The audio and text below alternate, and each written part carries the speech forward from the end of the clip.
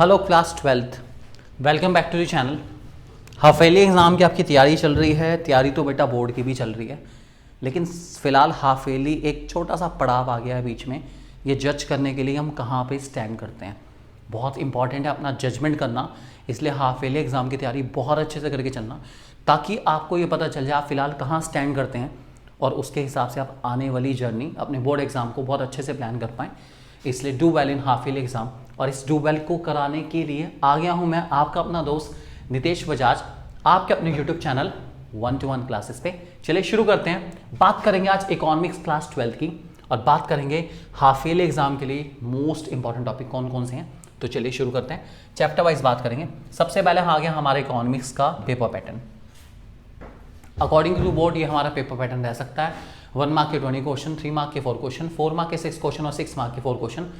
अगर 80 मार्क्स का पेपर आता है तो ये हमारा एक एक्सपेक्टेड पेपर पैटर्न रह सकता है। ठीक है, अब चलो चैप्टर की बारी, किस चैप्टर में क्या क्या करके जाना ही जाना है वो जान लेते हैं। सबसे पहला, ओ माय गॉड, उससे पहले बता दें कि बहुत अमेजिंग हॉट्स क्वेश्चन के लिए हमने एक नई सीरीज शुरू करी है, जिसमें हम लोग कुछ ऐसे क्वेश्चन कवर करेंगे जो कि बुक में या फिर बुक में जिनकी लैंग्वेज इतनी सिंपल नहीं है आप उसको समझ पाएँ, जो कि सच में हॉट्स हैं, हॉट्स। ठीक है, तो उन हॉट्स क्वेश्चन को हम लोग कवर करने वाले हैं हमारे इंस्टाग्राम पेज पर।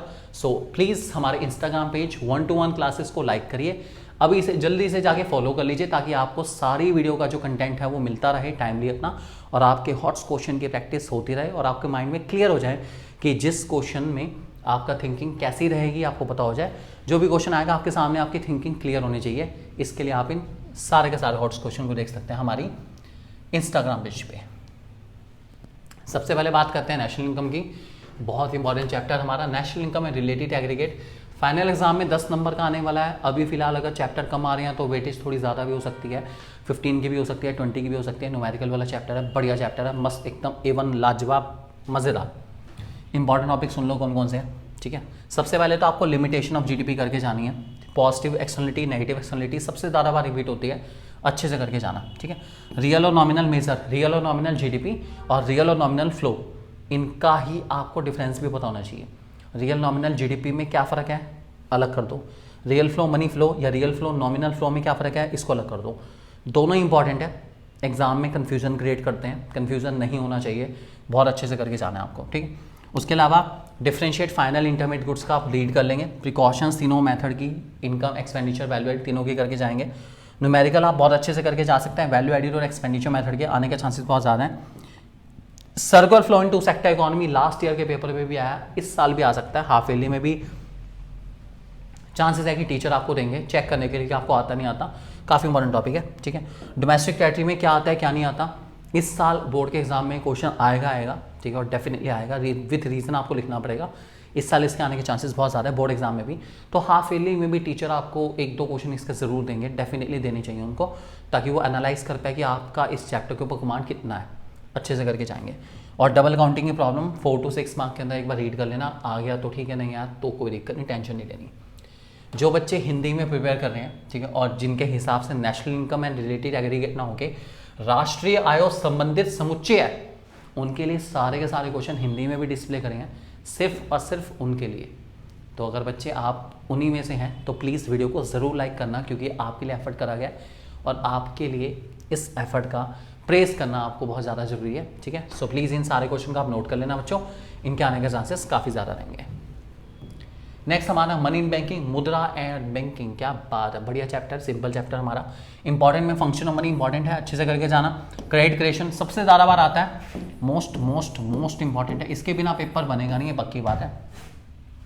सेंट्रल बैंक के फंक्शन आने चाहिए, आरबीआई के सारे फंक्शन, और क्वालिटेटिव क्वांटिटेटिव इंस्ट्रूमेंट ही है हमारे। ठीक है, क्वालिटेटिव क्वांटिटेटिव इंस्ट्रूमेंट आपको यहाँ करने पड़ेंगे। ठीक है, क्योंकि ये 2-3 बार है पूरी बुक में टॉपिक, सारे इंस्ट्रूमेंट आपको पढ़ने चाहिए। Repo rate, reverse repo rate, open market operation अच्छे से आने चाहिए, क्लियर होने चाहिए सारे के सारे। ठीक है, और आरबीआई के फंक्शन में जो पिछले 1-2 साल से आ रहा है वो बैंकर्स बैंक एंड सुपरवाइजर या फिर गवर्नमेंट्स बैंक, मतलब जो स्टार्टिंग के 3 फंक्शन है ना, bank of issue, governments bank and supervisor वाला या बैंकर्स बैंक एंड सुपरवाइजर वाला, ये पॉइंट ज़्यादा रिपीट हो रहे हैं पिछले 1-2 साल से बोर्ड में, तो आ सकते हैं। आप इनको बहुत अच्छे से करके चलेंगे, इनके आने के चांसेस कंपैरेटिवली थोड़े से ज़्यादा हैं, ध्यान रख के चलेंगे। हिंदी में सब डिस्प्ले करेंगे। मुद्रा का कार्य, वाणिज्य बैंक द्वारा क्रेडिट निर्माण, सेंट्रल बैंक के कार्य, गुणात्मक व्यय, मात्रात्मक उपकरण, ठीक है। ओके, गवर्नमेंट बजट पर आते हैं तो भाई बहुत बढ़िया चैप्टर है, बहुत अच्छा। सरकारी बजट और अर्थव्यवस्था, क्या बात है। टॉपिक आपके सामने है, सिलेबस के सारे, ठीक है। करना क्या है, ऑब्जेक्टिव्स केस स्टडी में आ सकते हैं, अच्छे से करके जाएंगे। एमसीक्यू आ सकते हैं RRCR REC के बेस पर, डायरेक्ट इनडायरेक्ट टैक्स का डिफरेंस आ सकता है और फिजिकल डेफिसिट आ सकता है इम्प्लीकेशन के साथ, ठीक है। और इसके अलावा जो हॉट्स क्वेश्चन है, हॉट्स क्वेश्चन कहाँ मिलेंगे, हॉट्स क्वेश्चन मिलेंगे हमारी इंस्टाग्राम प्रोफाइल पर, अच्छे से और जल्दी से फटाफट जाके उसको फॉलो कर लो। प्रोफाइल का नाम है 1-to-1 क्लासेस, अभी फॉलो करो आज ही, ठीक है। नेक्स्ट हमारा बैलेंस ऑफ पेमेंट, अगर ये भी आ रहा है चैप्टर तो इसमें सुन लीजिए। सबसे पहले मैनेज फ्लोटिंग एक्सचेंज सिस्टम आने के चांसेस सबसे ज़्यादा है, मोस्ट इंपॉर्टेंट है, ठीक है। फॉरेन के या फॉरेन एक्सचेंज की डिमांड और सप्लाई के कौन कौन से फैक्टर्स हैं। BOP कंपोनेंट्स कैपिटल अकाउंट के आने चाहिए और ऑटोनॉमस वर्सेस अकोमोडेटिंग आइटम पता होनी चाहिए। ये जितने टॉपिक है भाई ये समझो बस आ गए मतलब आ गए। इन्हीं में से या इन टॉपिक में से मैक्सिमम आने के चांसेस रहेंगे आपके हाफ ईयरली एग्जाम में, और इवन बोर्ड एग्जाम में भी यही टॉपिक आएंगे काम, और डेफिनेटली काम आएंगे। इनको बहुत अच्छे से करके जाना है आज भी और कल के लिए भी। इन टॉपिक को मार्क कर लीजिए, लिख लीजिए, मोस्ट इंपॉर्टेंट ये टॉपिक आपके बहुत काम आने वाले हैं।